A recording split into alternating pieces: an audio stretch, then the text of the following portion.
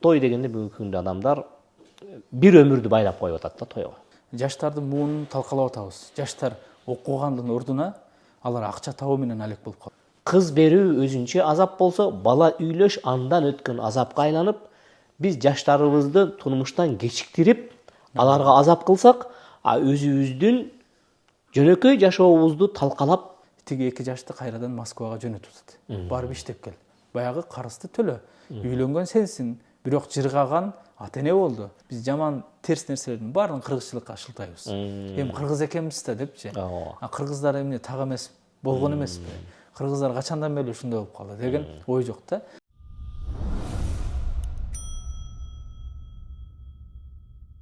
Бисмиллахир-рахманир-рахим. Алхамдулиллах ва салату ва салам ала расулилlah.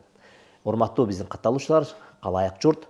Сиздер менен биз кайрадан Бакыт Ордосунун берүүсүндө бүгүн өзгөчө тема менен киришип атабыз. Бул темабыз биздики эски түшүнүктөрдү жоюу деген түшүнүк менен жаңы программа чатабыз. Бүгүнкү коногубуз Нурият Абдулазиз, устаз. Анда эмесе устаз Нурият биздин эфирге кош келипсиз. Жалпы калайык калк менен саламдашып алсаңыз. Ассаламу алейкум. Жалпы кыргыз жумура журту. Рахмат ушу эфирге чакырганыңыздарга. Алла разы болсун. Нурият, бүгүнкү берүүбүз өзгөчө берүү. Өзгөчө берүүнүн мен жогору жакта айтып өткөндөй эле эски туура эмес түшүнүктөрдү жоюу деген түшүнүктөр. Бул орус тилинде стереотип деп коебузбу? Иши кылса эл ошол эски түшүнүктөрдү карманат экен дагы, ошону эреже катары тутунуп өздөрүн чарчатып жашап кете берет экен. Эгерде биз элге ошол туура эмес түшүнүктөрдүн туура эмес экендигин жеткирип койсок, балким эл өз турмушу үчүн, өз жашоосу үчүн, өз баягы алды бердисине келген учурда кыйналбайт беле деген максатты биз көздөп атабыз. Андан бүгүнкү күндө урматтуу биздин угармандар, биздин көрөрмандар, бүгүнкү берүүбүздө той стереотиби. Той дегенде биз эмнени түшүнөбүз дегенде, тойдо сөзсүз түрдө чоң тойкана болуш керек. Сөзсүз түрдө 400дөн кем эмес киши келиш керек. Сөзсүз түрдө тойго чейин 7-8-10 машине чиркелип эс алууга же болбосо көчөнү ээлеп жүргөнгө кыйкырык менен жүрүш керек. Той дегенде бизде ырдаганды билгени де билбегени де болуп атырып 10-15 кишини алып келип ырдатыш керек. Же болбосо адамдар көргүсү келбеген аяктагы бир оңкосунан ашып кыймылдагандарды, бийлей албагандарды бийлегендерди алып келип туруп ошол жерге чыгарып элдин убактысын алыш керек. Иши кылса тойго тиешелүү болгон ушундай бир көйгөйлөр бар. Андыктан той стереотиби бүгүнкү темабыз. Устаз Нурият, сизге суроо.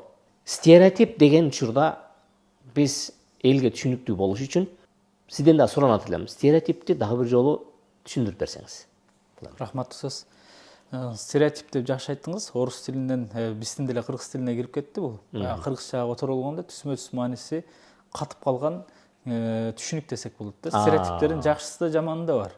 Жакшы, жамандуу стереотиптер. Мисалы кандай стереотип десе, жалпыга эле маалым, мисалы биз немис калкына убакытка так деп билебиз. Мисалы же болбосо дуңгандарды, же болбосо жапондорду мисалы эмгекчил деп билебиз. Өтө куду ушундай эле бул ушул жакшы стереотиптин бир түрү да. Жаман стереотиптер кайсы бир адатты, кайсы бир көнүмүштү кайра жасап туруп, ошо жасагандан кийин ошону бир нерсеге байлоо, ошол стереотип болуп калат. Стереотиптин негизги аны калыптандырып алуу. Ооба, бир түшүнүктү бир нерсеге байлап алуу экен да. Туура байлап алуу да эмес, туура эмес байлап алуу да бар. Көпчүлүк учурда стереотип дегенде негативдүү форма катары туура эмес байлап алуу. Булчу.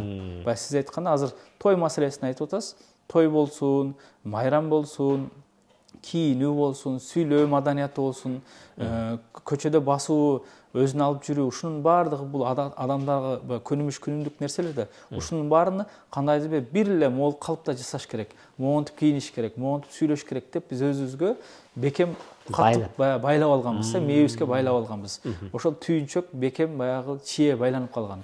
Биздин бул сиз менен болгон берүүбүздө менин максатыбыз менимче туура эмес түшүнүктөрдү, туура эмес стереотиптерди, ошол түйүнчөлөрүнү чечип, элдерди ошол түйүнчүктөрдөн байланган нерселерден мындай эркиндикке чыгаруу, эркин ойлонгонго чыгаруу. Эң туура аныктама бердиңиз, Устаз Нурият, Алла разы болсун. Эми ушул той маселесине келелик. Бүгүнкү темабыз той стереотиптери. Болгондо дагы тойдогу эски түшүнүктөргө же туура эмес түшүнүктөргө байланып калган жерлерибизге келсек, мен жогору жакта айтып өткөндөй эле, той дегенде бүгүнкү күндө адамдар бир өмүрдү байлап коюп атат да тойго. Ал деген сөз ошол байкуш ата энесиби же тууган уругу менен барып өмүр бою иштеп тапканын бир той менен түкүрүп салуу, же болбосо аргасын таппай калган учурда барып кредитке батып калуу, же болбосо алыс жакындан карыз ала коюп, андан кутула албай ортодо чыр чыгып келишпестик пайда болуп, жыйынтыгында өзү эмнеге жетти? Той дегенде кандай өтүш керек эле? Чыныгы кыргыздын тою же болбосо кадимки катардагы той салтанат куруу. Айтайлык, ошол салтанаттардын ичинде бардык эле мааракелерди кошсок болот. Анын ичинде туулган күнделикпи, же болбосо 60 жылдык мааракеси болобу, 50 жылдык мааракеси болобу, же болбосо деги эле адамдын жашоосун коштоп жүргөн салтанаттар. Барысы. Анын башында турган той мааракеси кандай өтүш керек? Рахмат. Негизи байыркы Римде жакшы бир түшүнүк бар болчу. Эл эмнени каалайт десе, бийлик төбөлдөрү ар дайым элге нан керек жана оюн зоок керек дейт да. Орусчасы баягы народ требует хлеба и зрелищ дейт го. Ошондой карапайым калк көпчүлүк учурда ошол кара курсактын деңгээли менен жана оюн зоок менен экен. Оюн зоок деген эмне десе, оюн зоок адамды алаксытуучу нерсе экен, мисалычы. Бирок адамдар азыр оюн зоокко мурункудан дагы бир сиңип кирип кеткен себеби, адамдарда башка нерсе менен алек болуп, коомдо өзүнүн бар экендигин белгилей турган башка бир иш менен алек боло албай атат да. Мисалы, адам өзүнүн коомдогу бар экендиги, мисалы, илгери бирөө акын болгон, бирөө дастанчы болгон, бирөө улакты жакшы чапкан, бирөө темирчи болгон, бирөө темирчи уста болгон, көбүнчө. Анан көбүнчө ушундай баягы кесипке басым койбогон, өнөргө басым койбогон элдерде адамдар өзүнүн коомдо жок экендей сезип, бар экенин белгилеш үчүн кайсы бир мааракелерди өткөзүп, ошону коомго биз дагы барбыз, жок болуп кеткен эмеспиз, коомдо биздин дагы ордубуз бар. Анан баягы бизде бар го туура эмес түшүнүк. Эл көзүнө, душман көзүнө дегендей, элге бир көрүнүп алалы дегендин арты менен тойлорду өткөзө башташты да. Тойлорду өткөзүп атышат. Бирок башында эгемендүүлүк алгандан кийин тойдун тиги мындай ылдамдуулугу, мындай азыркыдай бир ысырап деңгээлге жеткени, эгемендүүлүк доорунда болуп аткандан кийин, эгемендүүлүк доорунда башында мынчалык эмес беле болчу. Жылдан жылга күчөп аткан себеби, биз ошол мурун советтик идеологиянын ордуна азыр башка бир идеологиянын вакуумунда, жоктугунда той тамаша, оюн зоок, күлкү ушуну коюп алдык да. Өкүрүк бакырык менен. Өкүрүк бакырык менен. Экинчиси, өнүккөн өлкөлөрдүн көпчүлүк жеринде, маданияты өнүккөн жерлерде, ал жерде элдер театрга барат, элдер балким мындай талкуу клубтар болот деп койгондой, бири-бири менен сүйлөшөт, мисалы, китеп окуу маданияты өнүгөт, башка болот.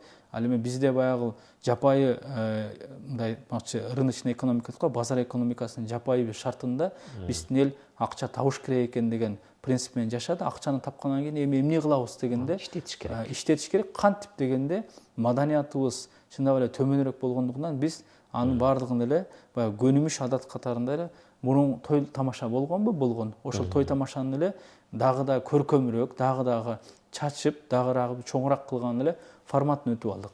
Той керекпи? Той бир муктаждык. Ар бир пенденин, инсандын майрамдаганга, бир нерсени белгилегенге, тойлогонго муктаждыгы бар. Бирок аны кандай бир предел менен, кандай бир чек менен жасаш керек. Сыңырет, мен Ташкентке бир иш сапары менен барып калдым. Ташкентте ошо биздеги тойканалардан бирөөсүн да көрбөдүм да. Ташкент бизден айырмачылыгы, Ташкенттен өзүнүн 6 миллиондук калкы бар шаар деп билебиз. Орто Азиядагы эң байыркы борборлордун бири. Ташкент бизге салыштырмалуу мамлекеттин борбору катары алар 30-38 миллион калктын борбор шаары. Бирок ошондой болсо дагы ошончолук калың элдүү борбордо биздегиндей улоо заңкыйган тойканалар жок экен да. Анан мен ошол жерде жүрүп кечкисин дагы басып Ташкенттин өзүндө бизчилеп музыканы жаңыртып, жертеп, өкүрүп, бакырып, жулкулдап, бийлеп аткан эч кимди көргөн жокмун. Кайсы бир жерде салтанат курулуп атса дагы, жакшынакай айтып аткандай бир деңгээлди көрдүм да. Анан жай отуруп, жай сүйлөп, өзүнүн бир кандай десем, баягы жапайычылыктан чыккандыгынын бир белгисин байкадым да. Анын жанында мен өзүм эле Ошко барып бир тойго катышып калсам, жаш жигиттердеги болгон баягы бирөө чыгып сүйлөп койсо аркасынан болгон өкүрүктөрдү уктум да. Аны даже окшотушту кыйыныраак. Бирок тилекке каршы ошол сиз айтып атканыңыз чындап эле адамдар кайсы бир деңгээлде өзүн көрсөтүш үчүн кайсы бир кадамга барыш керек болот экен. Экинчиден мен да ойлоп коем, адамдар мисалы жашоо баягы акчага жетүү аркасында болгон чарчоону, акча аркасында болгон чарчоону чыгарып алуунун эмнеси катары, бир усулу катары ушул нерсени дагы колдонду окшойт. Ушул тойлордун ашыкча чыгым болуусу адамдардын жашоосундагы кайсыл тармактарга көбүрөөк зыян бериши мүмкүн? Тойлордогу бул туура эмес стереотипке байланып калган кесепети бул экономикалык жактан, руханий жактан, маданий жактан жана көп жактан болот. Мен бир аз тизмекте бир аз кененирээк токтолуп берейин. Биринчиси эле экономикалык жагы өтө чоң. Эмнеге? Биз өткөн берүүбүздө сиз менен миграцияны сүйлөшүп кеттик. Миграциянын негизги себеби эмне? Эмне үчүн мигранттар көп кетип атат? Эмне үчүн мигрант болуп кеткендердин көбү ачыгында эле айтышыбыз керек, баягы улуу сөздө уят жок дейт. Көпчүлүгү бул Кыргызстандагы титулдук улут болгон кыргыз улуту. Кыргыздар көп кетет. Мен көп айтамын, эмне үчүн ойлонбойбуз биз? Эмнеге бир Дунгандын Москвада көчө шыпырды деген уктуңарбы десең, Дунган Москвада көчө шыпырды дегенде элестетүү эмес, жөн эле айтуу өзү күлкү жаратат да адамда. Же болбосо бир уйгур доставка кылып жүрөт Москвада десе болбойт. Ошол эле башка улуттардын баары Кыргызстанда оокаттарын жакшы эле кылып, тирилигин жакшы кылып, тың үй бүлөсүн багып, байып, жакшына болуп эле жашап атышат. Эмнеге анда биз өзүбүз ушул мамлекетти түптөгөн, көпчүлүгүн түзгөн кыргыз улуту бай албай атабыз? Анткени кор замандын башаты ысырапкерчилик дейт. Кыргыздарда менин раматтылык чоң энем жакшы сөз бар болчу, тартып жесең таяшырасың дейт да. Биз монтип тартып жебей тояшка барын чача берсек, кантип биз байыбыз? Демек, байыбагандан кийин биз кембагал, кедей абалда жашаганга мажбур болобуз. Кедейликтин артынан биз миграцияга кетебиз. Биринчи эле кесепети тояштыкы бул миграция экономика болот. Биз соңку жылдарда тапкан миллиард деген долларлардын көпчүлүгүнү тояшка жумшап атабыз. Чындыгын ачык айтыш керек. Биз сырттан алып келген эмгек күчтү сатып, мындай айтмакчы, миграция бул эмгек күчү да. Биз сыртка эң жаш болгон, эң акылдуу болгон, зирек болгон, зээндүү болгон жаштарыбызды сатып туруп, ошол жаштарыбыздын артынан акча алып келип, ал акчаны кайра биз алып калып мамлекетте кармап калган ордуна аны ошол эле Кытайдын товары менен, Өзбекстандын товары же Россиянын товарлары менен сыртка чыгарып салып атабыз. Акча өзүбүздө калбай атат. Демек, биз бул кетиште кете берсек, биз эч качан байыбайбыз, өнбөйбүз, өспөйбүз. 21-кылымда көпчүлүк адамдар күлкү жаратат да. 21-кылымда адамдар, башка улуттар космоско учуп, спутник учуруп аткан учурда эки эле улут, казак менен кыргыз гана инвестициянын бардыгын дасторконго кылып атат. Бул туура эмес. Туура эмес. Балдардын келечеги кетип атат. Экинчи зыяны биз жаштардын муунун талкалап атабыз. Жаштар окугандын ордуна алар акча табуу менен алек болуп калды. Эмнеге? Үйдөгү ата-энесинин талаптарын аткарыш керек. Эмне? Бир той бериш керек, же болбосо аш бериш керек, же бир маареке, сиз айткандай юбилей болсун. Азыр шеринелер көбөйүп кетти. Ош тарапта мисалы гап деп коет. Ай сайын, жума сайын анын отуруштардын чеги да жок. Ал жерде аусындардын отурушу, тим эле бажалардын отурушу, классташтардын отурушу, аскерде бирге отурган кошуна отурушу, жоро отурушу, бунун чети жок. Ал отуруштардын оорусу мен алгач биздин түшүктө көп болсо, азыр түндүккө да келип, бирок түндүктө мунун да ысырап бир формасын өтүп, мен жакында эле угуп келдим, тай шерине деген түшүнүктөр бар экен. Жума сайын тай союшуп, ошондой шерине кылат экен. Ага катышкан бар, катыша албаган бар. Анан кыргыздар айткандай, казга теңелип, карган буту сынып деп, көпчүлүк адамдар ошол теңелип, курлай намыстын артынан акча табам деп, бала чакасын таштап, ошол маареке үчүн өмүрүн берип коюп атат да. Учурда бир реалдуулукту алабыз. Биздин жаштар көпчүлүк учурда Россияга барат дагы, мен көп байкайм, 500 миң, 600 миң таап келет. 1,5 жыл, 2 жылда. 2 жыл өмүрүн коротуп, ошол 600 миң таап келип, бирок эмне үчүн барганын башында өзү белгилеген эмес максатын. Жөн эле акча табыш үчүн эл катары эле эл кетсе мен да барып келейин деп барып 600 миң 500 миң таап келди. Келгенден кийин эмне кылайын десе, аны акыл эстүү ата эне, ай балам, бул акчаңа моундай бир жаңы бир иш башта, моундай иш кыл, бизнес кыл, же моундай кыл, өзүң өнүктүр деген ордуна баягы ата энеси айтат, үйлөнбөйсүңбү, жашың жетип калды дейт. Албетте ал үйлөнүш керек дейт. Анан үйлөнөйүн десе, азыркы учурда акчанын куну учкан заманда ал акча бир тойго жетпейт. Бир тойго орточо менен 1 миллионго чейинки акча кетет. Демек калган акчаны эмне кылыш керек? Банктан кредит алыш керек. Банктан кредит алып той өткөзөт, анан элден келген кошумчалар менен жаап кетет деп ойлойт, бирок жаппайт. Өкүнүчтүүсү жаппайт. Анан кийин жаңы үйлөнгөн эки жубай 40 күн өтпөй туруп экөө бирге бири-бирин жакшы тааныбай турган учурда алар эмне кылып атат? Тиги эки жашты кайрадан Москвага жөнөтүп атат. Барып иштеп кел. Баягы карызды төлө. Үйлөнгөн сенсиң, бирок жыргаган ата эне болду. Аброю көтөрүлгөн ата эне болду. Утуру баягы ортого чыгып кудалар деп акчаны кыстарткан да ата эне болду. Баардык мактоон уккан да ата эне болду. Бирок байкуш баягынын запкысыны, баягынын түйшүгүнү ким тартат? Баягы жаштар тартат. Алар көбүнчөсү аялын таштап күйөөсү кетет. Бул үй бүлөгө жаңы бүлө болуп келген аялга эң чоң бул тирээсү, арка бел боло турганы бул күйөөсү да. Күйөөсү кетип калгандан кийин тиги аял бул жакта көпкө турбайт, эркек ал жактан туруп кызганат, сүйлөйт, ортодон ушундай азыркы коммуникация өнүккөн заманда телефон бар, ошентип атат, анан ажырашуу күчөйт. Ошон үчүн Кыргызстанда 1 жылда ичинде үйлөнгөн жуптардын ичинен 3/1 ажырашып кетет экен. Бул менимче ошол баягы эле келип тояштын кесепетине келет. Бул эми экономикалык тарабыбыз. Экинчи тарабы саламаттык сактоо жагынан карасак, мисалы, ал жагы да бар. Эмнеге?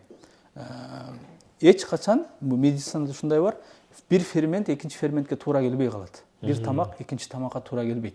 Кээ бир учурда адам өзү азыктанганда. Адам азыктанганда бир учурда эле, мисалы, кээ бир тамактын ферменти экинчи тамакка туура келбейт да. Мисалы, мен кеңеш катары мындай сунуш катары айтам да, кыргыздардын тоюна барсаңыз, эң азында эттин гана 5 түрүн жейсиз. Бул ким? Жылкынын эти, уйдун эти, мисалы, койдун эти, тооктун эти, балык. Балык эти. Колбаса. Ал колбасасын да айтыңыз, сыр бар. Андан сырткары молочный, баягы сүт азыктары канчасы, нан азыктары, салаттын канча түрү. Мунун баарын жейт, шыкайт. Анан бул шыкаганда да бир жумада бир болбойт бул нерсе. Бул кээ бир учурларда айлап бизде күздө сезон башталат, тойдун сезону. Адам күндө ушундай өзүнүн организмин мындай айтмакчы кыйнап, садист деп коет го, ушундай өзүн өзү кыйнап, азаптап, ушундай жегенден кийин адамда эмне көбөйөт? Оору көбөйөт. Оору көбөйөт. Анткени оорунун көпчүлүгү жокчулуктан болбойт, токчулуктан болот. Биздеги азыр учурда сиз да байкасаңыз, мечитке барасызбы, көчөдө жүрөсүзбү, ушундай коробка кармап алган, боору ооруп атыптыр, бөйрөгү ооруп атыптыр, операцияга паланча $1000 жетпей атыптыр дегендердин көпчүлүгүнүн оорусу дал ушул кыргыздын туура эмес тамактануусунан болуп атат. Биз ошону баягы тартып жесе таяштырат дегендей, сарамжал аз-аздан бөлүп жеген ордуна болсо чара-чара, болбосо бечара деген принципти карманып атабыз да. Бул экинчиси ден соолугубуз кетип атат. Акчабыз кетип атат. Мына ушул туура эмес стереотип деп айтсак болот экен. Ооба. Бул стереотип туура эмес. Мындан кийинкисин алсаңыз, эң чоң пайгамбарыбыз хадисинде да белгилеп кеткен, ден соолуктан кийинки эле эң чоң бул бизге берилген неемат, бул убакыт. Бош убакыт. Биз бош убактыбызды коротуп атабыз. Мисалы, мен орточо энем менен мен кээ бир өзүмдүн тааныштарым менен айтам, мен айылдагы кээ бир балдар 30-35 досуна жороо болуп, ошонун тоюна келип кетишет экен. Алыстанчы. Ал жактан борбордон айылга барып, ал жерде бир күн түнөп, эртеси күн тойго катышып, эгер бир күн болсо той андан да көпкө узашы мүмкүн. Тойго узап, андан кайра жол жүрүп кайтып келиши бир топ убакыт алат, бир той. Бир жылда андай тойго да каражатты да алат. Кеминде бир жылда 5-6 жол барат. Демек, ал 15-20 күнүнү толук эмгектене турган, акча таба турган, билим ала турган убактысыны тояшка эле жумшап коюп атат да. Же болбосо бирөөнүн тою болгондо билесиз да, кыргыздын туугандарын баардыгы жапырт, ошол жерде кызматта жүрүш керек. Балким ал бир дарыгердир. Аны бейтапканада жүздөгөн адамдар күтүп отурат. Баласы ыйлап, бирөөнүн атасы ооруп, анын ордуна жок, биз ал дарыгерди алып келип могу жерде кызмат кылдыртышыбыз керек. Ал келбей койсо, биз капа болобуз. Бул да туура эмес, стереотип. Сен эмнеге келбедиң депчи. Тойду кыскартканды билбей атабыз. Ага бир убакыт, эң башкысы убакыт кетип атат. Ал убакыттын ордуна адам эмне кылып алса болот? Адам китеп окуса болот эле, башка нерсе кылса болот эле, пайдалуу, өзүн өстүрсө болот эле. Демек биздин убактыбыздын көбүн той аш менен кетип атат да. Башка айтпадыкпы? Маданияты өнүккөн өлкөлөр театрга барып, театрдын сезону ачылат экен деп кадимкидей тизмелери чыгып, кайсы мисалы спектакльдер болот экен десе, бизде тамашалашып кыргыздар ноябрь айыны тоябрь деп калышыптыр азырчы. Тоябрь айына. Ноябрь эмес эле тоябрь. Тоябрь, тойдун сезону депчи. Даже айылда билебиз, менин деле ата энем тойго барат, неме кылат, анан тамашалашып калышат мага ата энем. Күз мезгили келгенде базарга барып нан деле сатып албай калдык. Тойдон келген нан менен эле жашап каласың депчи. Ошону биз тойдон келген катыган борсок нан менен, тойдон келген баягы чала бышкан эт менен жашабастан бардык нерсени таза свежий кылып жеп, өзүбүз карап эсек жакшы эмес беле? Эң туура айтасыз. Эң туура. Санури, бул жерде дагы бир чоң бир стереотиптердин бири тойго байланышкан. Куда келелек деп тойго келген адамдарды 1 саат, 2 саат кезиктиришет. Мен ушул нерсе такыр түшүнө албай келдим эле. Неге той саат 6-га чакырылган, 8-де 9-да башталыш керек? Десем, кудасы келбей атты дейт. Кудай эмне үчүн келбейт экен десең айтат. Кудай эми той болсо эле мынтип сепеңдеп биринчи болуп жетип келбесин дебесин дейт экен да. Бул эми бул ушул түшүнүктөн кантип элге бир туура нукка салсак болот себеби дегенде, чындап эле бүгүнкү күнү кайсы жерге эмне кийин тойго чакырбасын, чакыруу кагазында көрсөтүлөт саат 5. Сен чуркап барасың, мен 5 калбайын деп. Баргандан кийин 3 саат тойдун башталышын күтүп отурасың сыртта.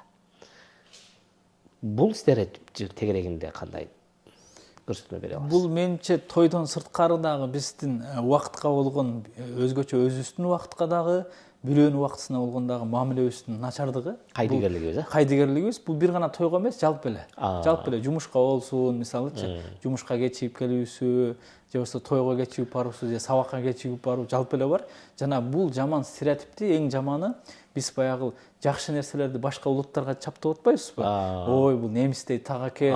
Өз убагында келсе, ой, немис экен дейбиз, мисалы, же болбосо немис жакшы иштесе, мындай экен дегендей, биз ушул жаман кечигүү адатыбызды кыргызчылык деп алганбыз.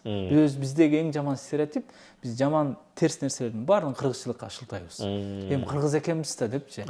Кыргыздар эмне так эмес болгон эмеспи? Кыргыздар качандан бери ушундай болуп калды деген ой жок да. Анан баарыбызда калыптанган эле түшүнүк бар. Сиз айткандай чакыруу билетине 5 деп жазса, 5ке барбайбыз. Билебиз, анткени 5ке 1-2 жолу барсаң, күйөсүң. 5те барып, эшикте 2 саат күтөсүң да. Саат 7де, 8де башталат. Ошон үчүн 7де барат көбүнчө. Жок, ошон үчүн биз ар бири, менимче, ар бир инсан өзүнөн башташ керек. Саат канчада көрсөтүлсө барсын, анан ошону талап кылышыбыз керек бири-бирибизди. Саат 5те дедиң, мен 5те келмекмин, 3-4 саат отуруп кайра кайтмакмын. Балким кудаларга зарыл айтып туруп, кудалар силер тезирээк келиңиздер. Кудаларга дагы жок, сиздерди күтүп биз могондой туура эмес стереотип менен кылбайбыз.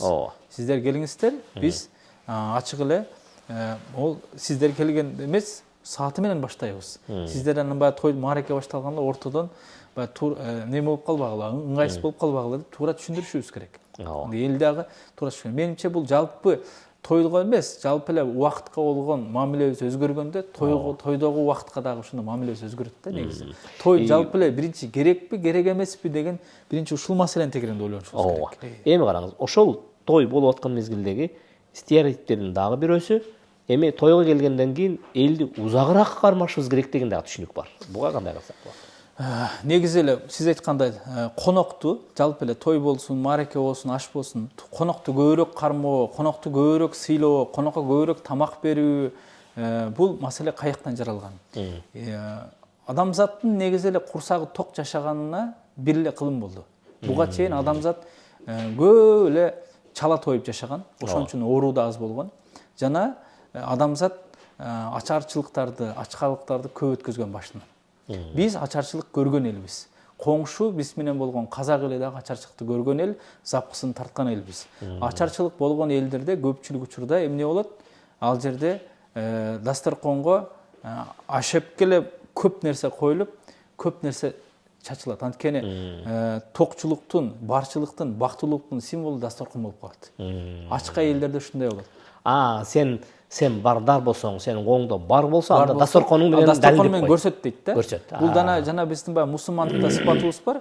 Пайгамбарыбыз айтып атпайбы, ким ыймандуу болсо коногун сыйласын дегенди. Биз коногун сыйласын дегенди өтө бир башкача деңгээлге чыгарып алганбыз да. Конок сыйлаш керек. Туура бул нерсе бар, шариятыбызда, салтыбызда дагы. Бирок канчалык деңгээлде? Биз 5 адам чакырганда эмне үчүн 25 адамдын тамагын коебуз дасторконго. Мисалы да, 5 адам, мисалы сиз айтып атасыз, 400 адам мисалы чакырат ресторанга. Ал жердеги тамак эң азында 2000 адам, 2500 адамга жетет. Мисалы, мен бир эле эсептөө кылгам, мен өзүм кесиби математик боюнча эсепти жакшы көрөм да. Мен учурда балдар үйүндө эмгектенем. Бизде 40 бала ошол тарбияланып жашайт. Ошол бир кыргыздын өлгөн күнү, үчүлүгүндө, бейшембелигинде, кыркылыгында, ашында, жылдыгында, айттарында союлган жалпы жандыктын салмагына ошол биздин 40 бала 1 жылдык эт менен камсыз болот экен. Бир эле адамдыкына. Алла.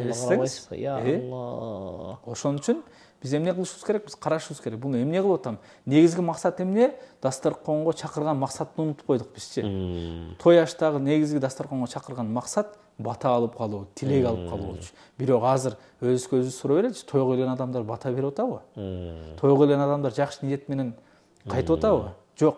Тойго көпчүлүгү моюнга алышыбыз керек. Ар бир угарман, көрөрман мен менен мага кошулат деп ойлойм. Келгендер чакырган адам эмне деп чакырат? Чакырбасам уят да, эртеге жолдон көрүп калса, эмне бизди адам катарына койбодуң, эмне чакырбайсың, биз деле бармакпыз, бир күлөбүз көтөрүп алып эч болбосо деп айтпасын деп айласыздан ал чакырат. Ал эми чакырылган адам деле өзүнүн машакаты көп.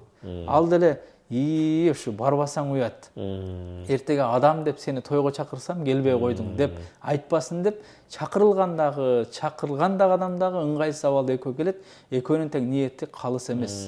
Ошондуктан ортодогу 400 адам болобу, 500 адам болобу, 1000 адам болобу, алар келип дуа кылып, ниет кылып, эки жаштын келечегине ошо бирге түтүн булатып кетишине дуа кылса чындап эле. Баягы бизде жетинин бири кызыр дейт го. Ошо бирөөсү болсо дагы ыхластуу болуп калганда, балким ошолордун никеси узагыраак сүрмөк. Бирок статистика менен келгенде үйлөнгөн ошо той менен өткөзгөндөрдүн 3-төн 1 ажырашып атпайбы кайра элечи. Демек биздин дуабыз тийбей атыптыр. Демек биз тоюбуз өзүнүн функциясына, өзүнүн максатына жетпей атыптыр да. Эми Салмурият, бул жердеги той стереотипине келген учурда, той өткөрүү стереотипине келген учурда адамдарга калыптанып калган бүгүнкү күнгө чейин керек болсо жаштарыбызга чейин таасир берип аткан нерсе, мен баш кошсом, мен турмушка чыксам, ошол тиги баланчаныкына барып көрүп келгендей кылып той беришим керек деген нерсе биротоло эмне болуп калып атат. Ошондой болуп катып калып атат. Чындап келген учурда мына ошондой той өткөрүүнүн өзү бир эле жактан зыян алып келбесе, адамдарга жогору жакта эскерип өткөндө экономикалык жагынан, анын маданий жагына, анын адеп ахлак жагына, анын убактысына, анын ден соолугуна, деги эле ага тиешелүү болгон бардык эң кымбат маселелерге өзүнүн кедергисин тийгизет экен да. Бул учурда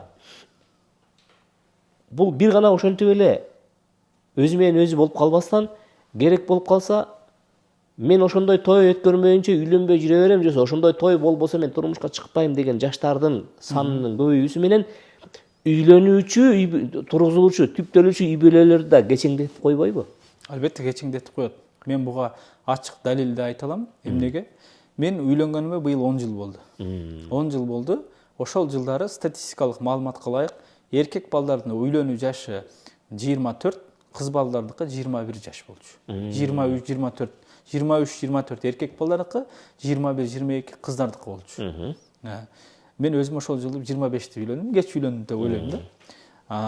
Азыр Мол жаңы эле статистикалык маалымат болуп атат. Бул 27-28 жашка өсүптүр. Эркек балдардын үйлөнүүсү, кыз балдардыкы болсо 23-24 жашка өсүптүр. Мынакей. Бул эмне деген маселени жаратат дейт да көпчүлүгү. 5 жылга 10 жыл ичинде эле 3 жылга кечеңдептир. 10 жыл ичинде болгон 10 эле жыл өтүптүр. 3 жылга үйлөнүү жашы кечеңдептир. Бирок ошо үйлөнгөндөрдүн көпчүлүгү, кеч үйлөнгөндөрдүн 95% бул кыргыз улутундагылар.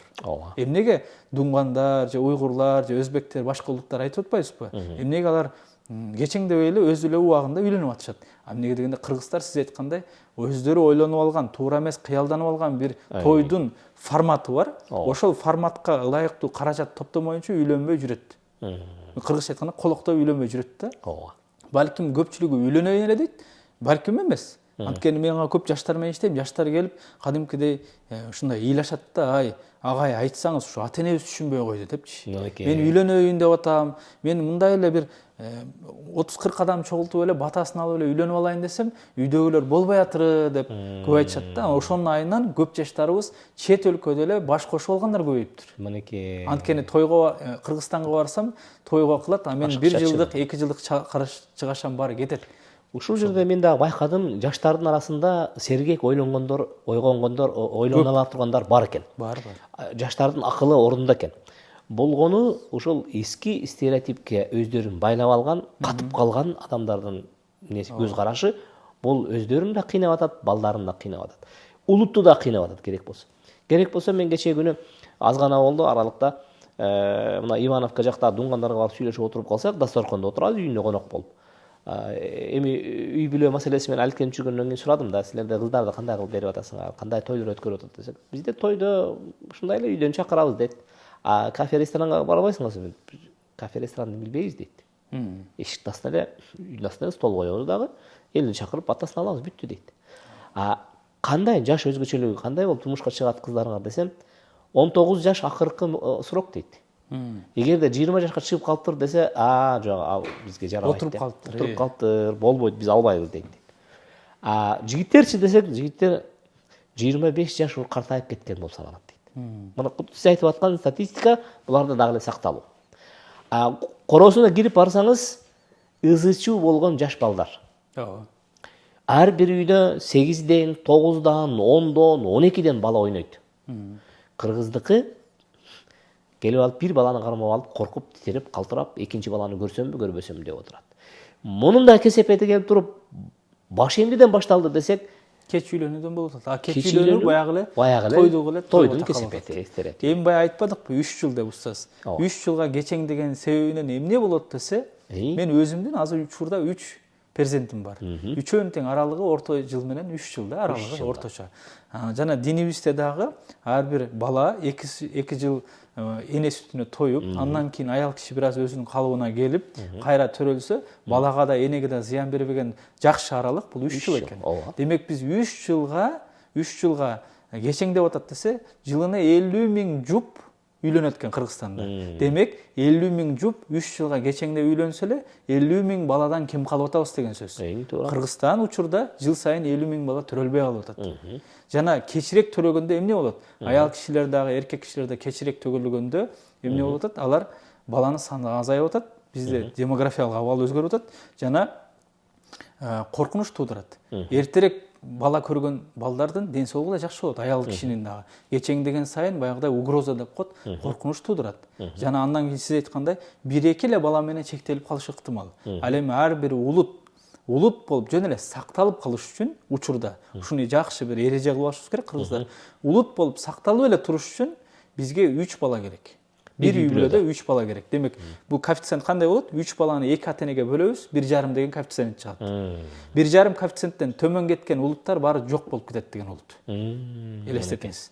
Ал эми көбөйүш үчүн, көбөйүп өсүш үчүн 2,5 коэффициент болуш керек. Бул деген ар бир үйдө эң кеминде 4-5тен бала болуш керек. Мынакей. Бирок азыр бизде 4-5 деген орусча айтмакчы редкость болуп калды.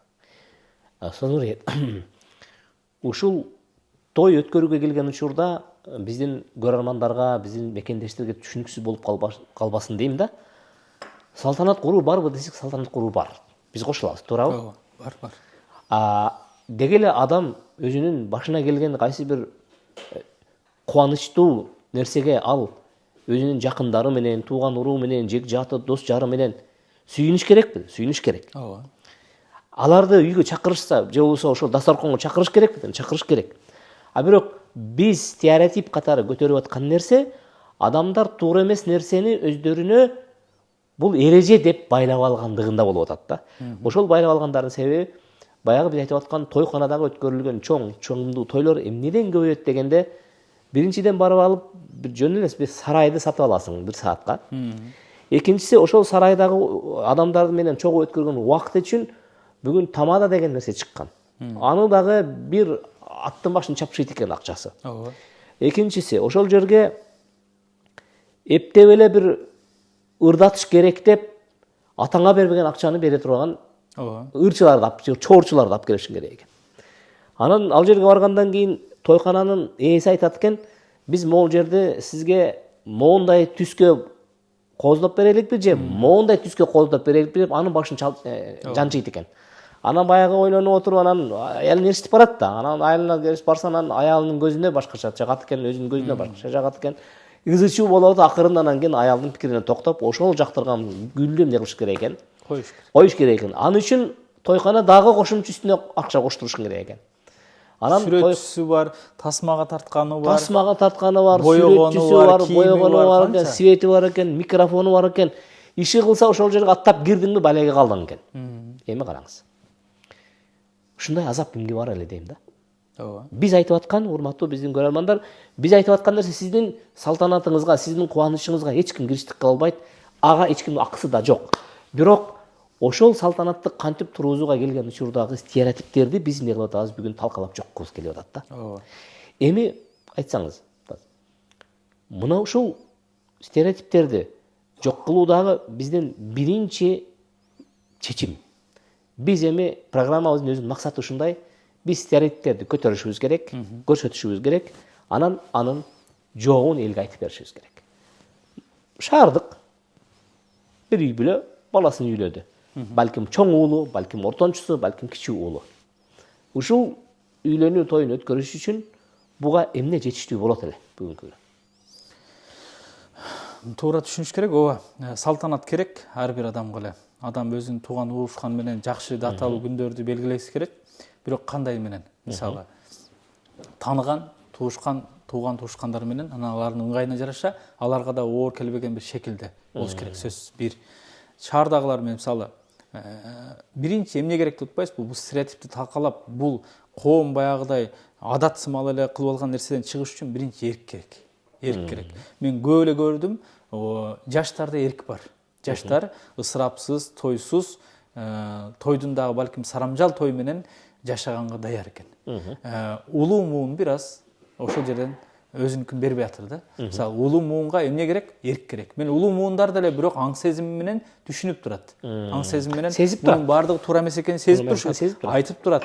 Сүйлөшүп көрсөң, 100дөн 99-у колдойт сени. Бирок кылганда келгенде кайра эле кыла берет. Эмне үчүн? Күнүмүш адат болуп калган, анан элдин ою, элдин пикири, эл көрсүн, кожо көрсүн, элден чыгып калбайын деген түшүнүк бар. Анан ушундай, бирок элден чыкпайт. Мисалы, мен өзүмдөн алайын, мен үйлөнгөндө ал мезгилден билесиз, баягы ачуудан, жинди суудан көп койгон учур болчу, 10 жыл мурун. Ал ошо жинди суу койбой калдык биз. Жинди суу койбогонубузга жана баягы машинелердин кортежи болчу, биз машина кортеж кылбадык, мисалы атайынчы сатып алып. Анан ошонун артынан мен эртеси күнү мен үйлөнгөндөн кийин мени бирөө коомдон "Эй Нуриет, сен дасторконго арак койбодуң. Сен деген тиги машина менен чыкпадың үйлөнгөндө 5-10 машинени бири-биринин артынан тизип.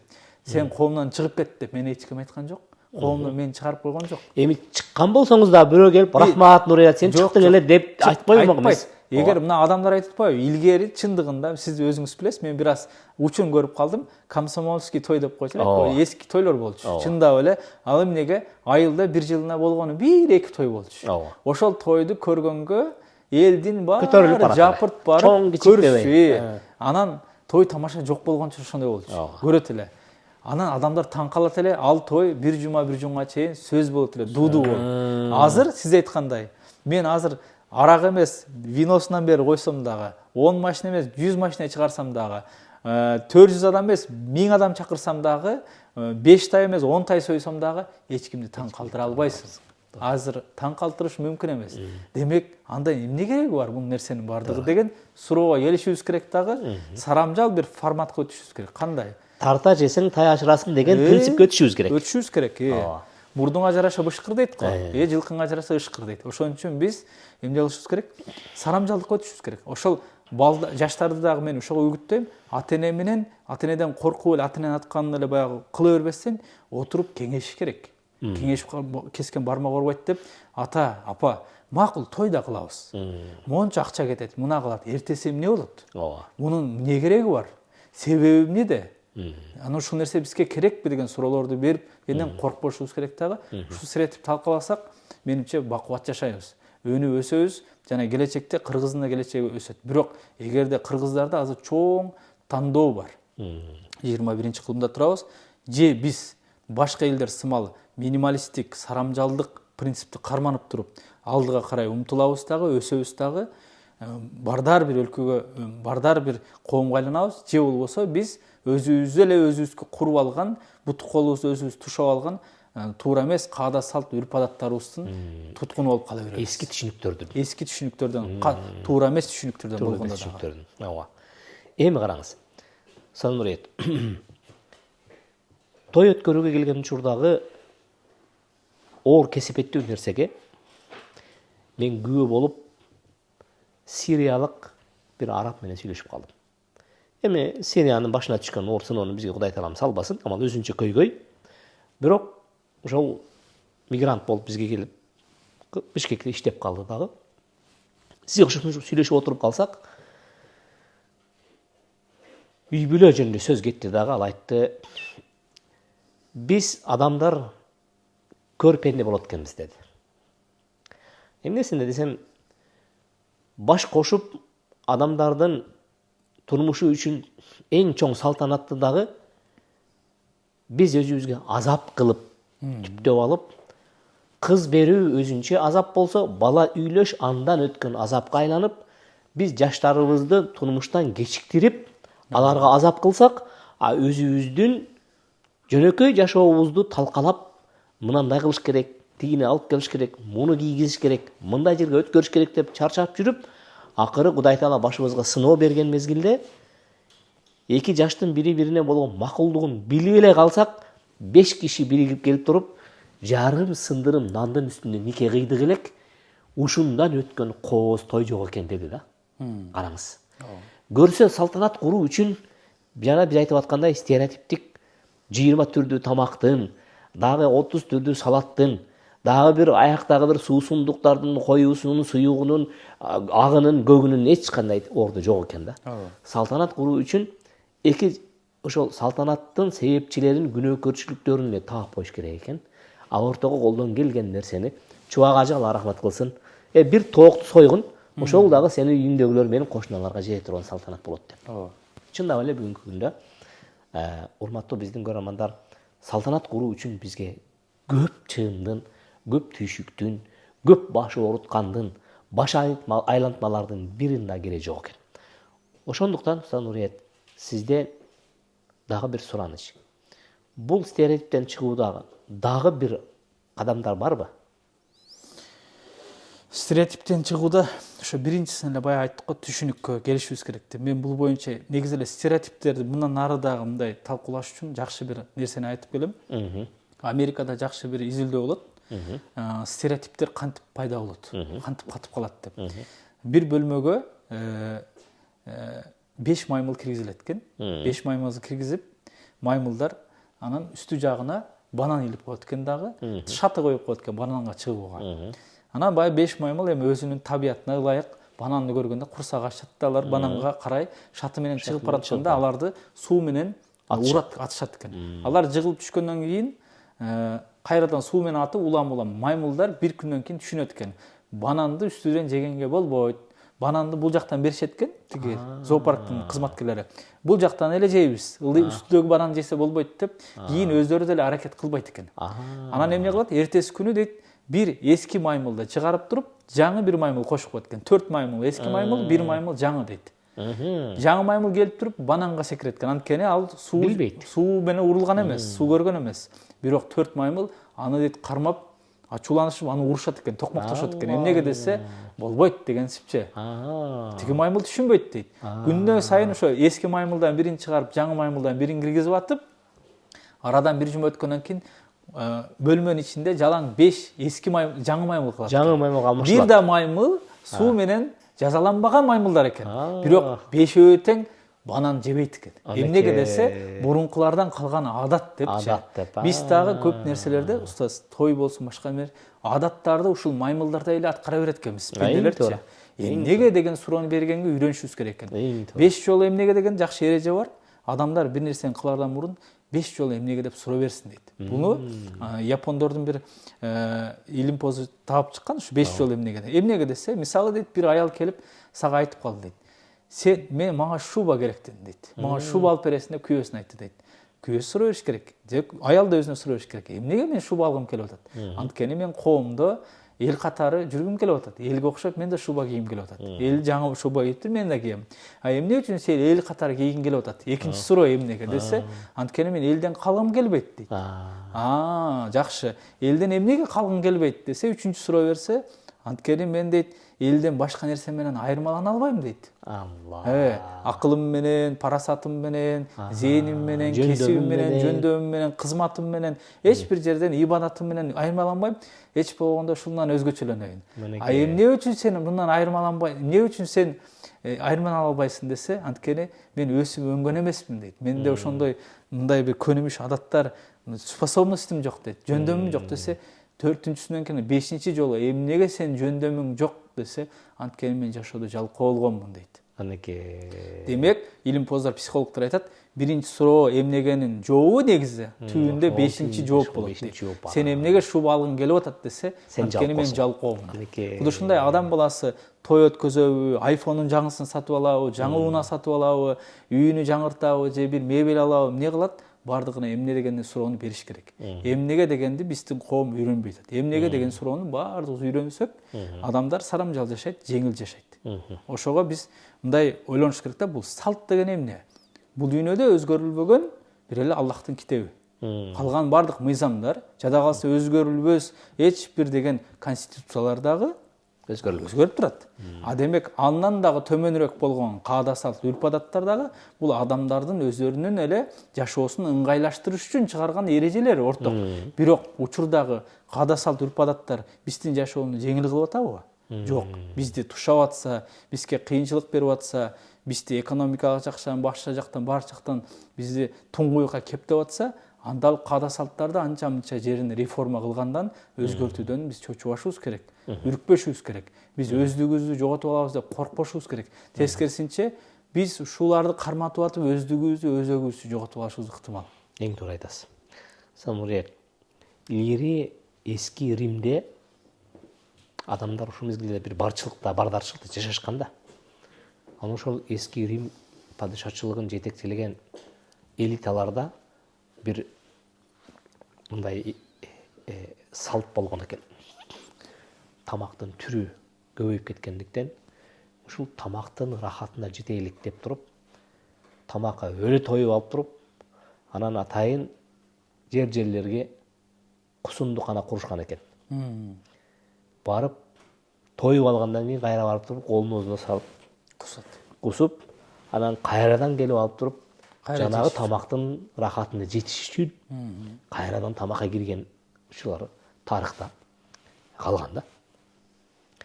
Биз эгерде мына ушул стереотиптен чыкпасак, мына ушул тойдун өзүн ошондой рахат нерсене айландырып алдык да.